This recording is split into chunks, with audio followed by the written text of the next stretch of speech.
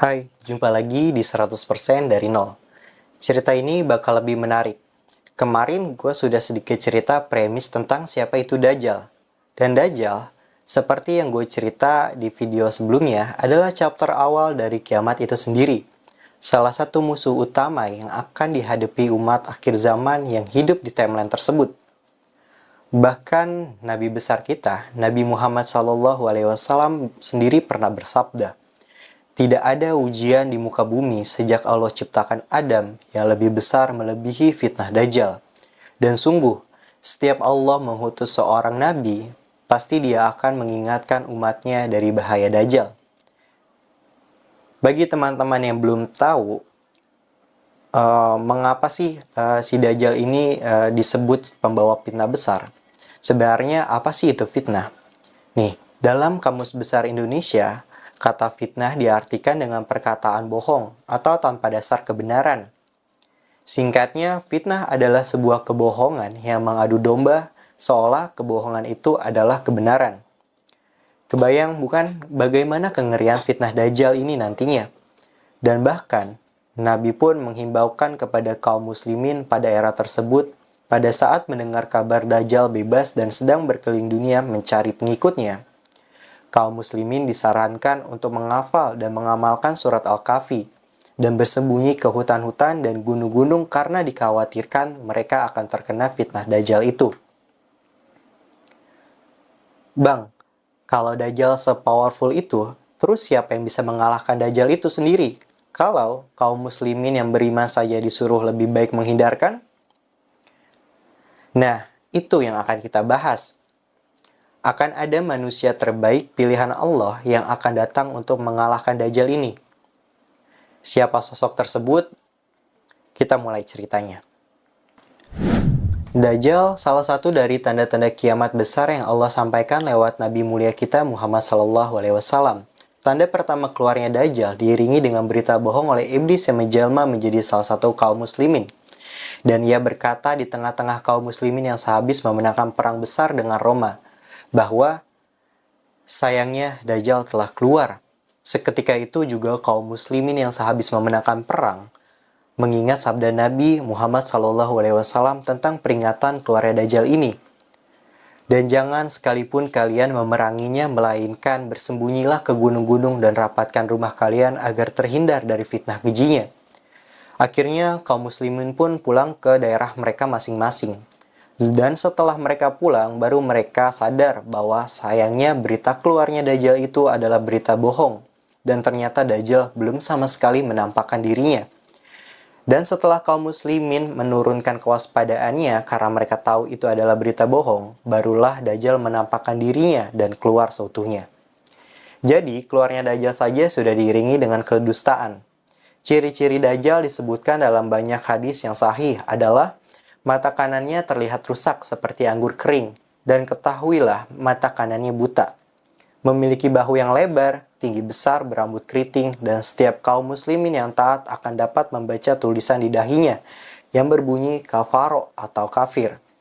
Karena Dajjal akan mengaku sebagai Tuhan, dan kita tidak tahu pastinya kapan Dajjal itu muncul. Namun ia keluar dari arah timur dari tanah Persia.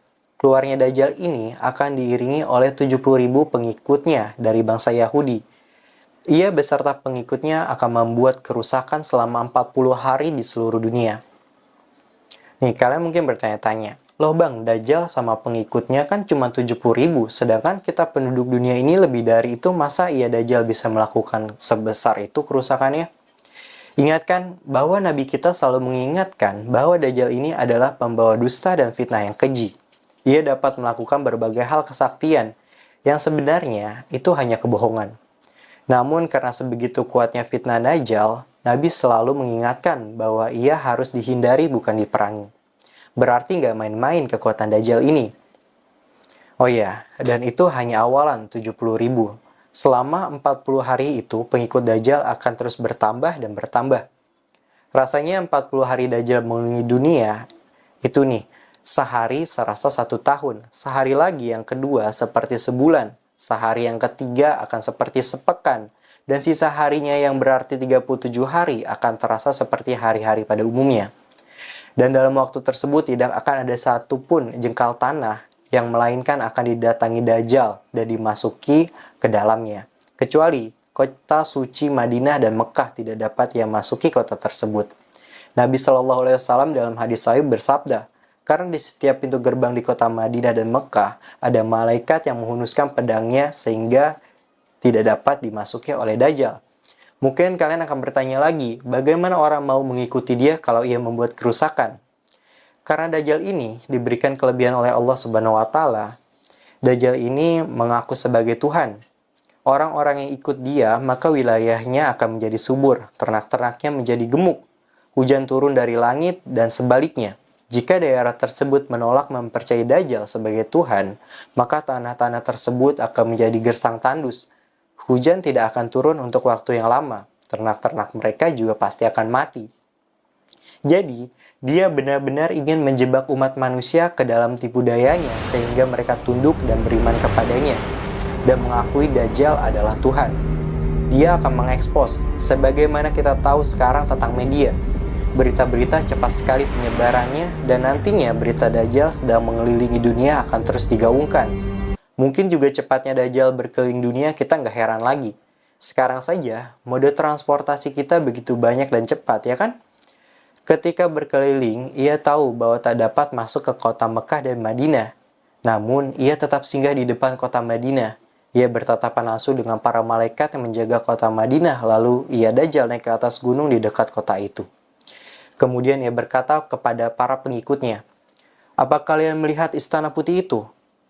Memang, Masjid Nabawi sekarang setelah direnov megah seperti istana memiliki nuansa serba putih. Istana itu adalah istananya Muhammad. Lalu ia menghentakkan kakinya dan terjadilah gempa dahsyat yang membuat penduduk kota Madinah yang memiliki iman rendah dan munafik berhamburan keluar kota tersebut, lalu bergabung menjadi pengikutnya. Menyisakan penduduk beriman tinggi di kota Madinah yang berarti mulia dan suci. Kemudian setelah itu, di saat Dajjal hendak pergi, keluarlah sosok anak muda dengan hikmah Allah. Orang ini bersih hatinya dan beriman. Maka Dajjal pun menangkapnya, lalu ia ingin mendemokan kemampuannya di depan pengikutnya. Lalu ia berkata kepada anak tersebut bahwa ia adalah Tuhannya. Lalu anak itu dengan lantang menjawab, bahwa kau adalah Dajjal yang telah disampaikan oleh Nabi kami Muhammad SAW. Kemudian Dajjal mengambil gergaji dan membelah dua anak tersebut dari ujung kepala sampai kemaluannya. Kemudian Dajjal melewati dari dua celah tersebut dan mengatakan, "Bersatulah." Maka jasad anak tersebut menyatu kembali. Kemudian ia berkata kembali, "Apakah kau sekarang sudah yakin bahwa saya adalah Tuhanmu?" Anak itu pun menjawab, "Dengan ini aku bertambah yakin bahwa kau adalah Dajjal yang disampaikan Nabi kami Muhammad SAW. Dan dengan mukjizat Allah Subhanahu wa taala, Dajjal tak lagi dapat menyentuh anak tersebut. Ia pun sadar akan hal tersebut, Dajjal pun berlalu pergi karena ia takut pengikutnya mengetahui mukjizat Allah tersebut. Setelah ia melewati kota Mekah dan Madinah, ia menuju ke kota Palestina. Ia mendirikan kerajaan di kota Babulut yang berada di Palestina. Yang sekarang nih, kota tersebut sudah direbut oleh Israel. Setelah kepergian Dajjal dari Mekah dan Madinah, kaum muslimin berdebat ingin mengejar Dajjal ke Palestina. Ingin segera memeranginya dan membunuhnya. Lalu keluarlah dari kota Madinah seorang laki-laki yang namanya seperti Nabi Muhammad SAW, yaitu Muhammad bin Abdillah. Dan dia dari keturunan Nabi Muhammad SAW. Nabi juga mengatakan tentang orang ini, bahwa ia memiliki postur tubuh paras warna kulit yang hampir sama denganku. Namun akhlaknya tak seperti akhlakku. Tentu, tak ada yang mampu menyamai seperti akhlak Nabi Muhammad SAW. Kemudian Allah ubah sifat orang tersebut dalam sehari semalam menjadi orang baik dan beriman juga faham agama. Lalu orang-orang akan datang kepadanya dan berkata, "Engkau adalah keturunan Rasulullah SAW. Pimpinlah kami berperang melawan Dajjal." Awalnya ia pun menolak. Lalu menuju kota Mekah dengan diikuti 300 orang dari kota Madinah. Lalu setelah ia selesai melaksanakan tawaf, seluruh kaum muslimin menunjuknya dan sekali lagi mengatakan untuk memimpin kami. Lalu ia dijuluki dengan sebutan Mahdi. Setelah ia dibaiat oleh seluruh kaum muslimin di Mekah, kemudian terbentuklah pasukan jihad yang akan memerangi Dajjal. Tidak disebutkan berapa. Allahu a'lam bishawab ya. Pasukan ini kemudian menuju ke Palestina. Tanda-tanda kiamat besar setelah keluar satu akan berentetan keluar semuanya. Tidak seperti tanda kiamat kecil yang ada jarak. Kalau tanda kiamat besar sekali datang, maka akan datang semua. Tanda kiamat besar ketiga adalah pada saat kaum pasukan Imam Mahdi telah tiba di menara kota putih yang berada di Damaskus, ibu kota Syam atau Syria. Di masjid menara putih itulah Imam Mahdi mampir sholat asar bersama pasukannya. Kemudian terjadi peristiwa turunnya Nabi Isa alaihissalam. Ia turun sambil memegang kedua sayap malaikat. Dan kaum muslimin yang menyaksikan hal tersebut tahu bahwa hal itu Nabi Isa alaihissalam, karena tanda-tanda kiamat lain yang mereka yakini sudah keluar. Dan pada saat itu ia turun meneteskan air dari rambutnya seolah dalam keadaan habis berwudu. Lalu Imam Mahdi mempersilahkan ia untuk menjadi imam. Namun Nabi Isa alaihissalam menolaknya dan berkata, "Imam dari kalangan kalian." Dan Nabi Isa alaihissalam pun menjadi makmum.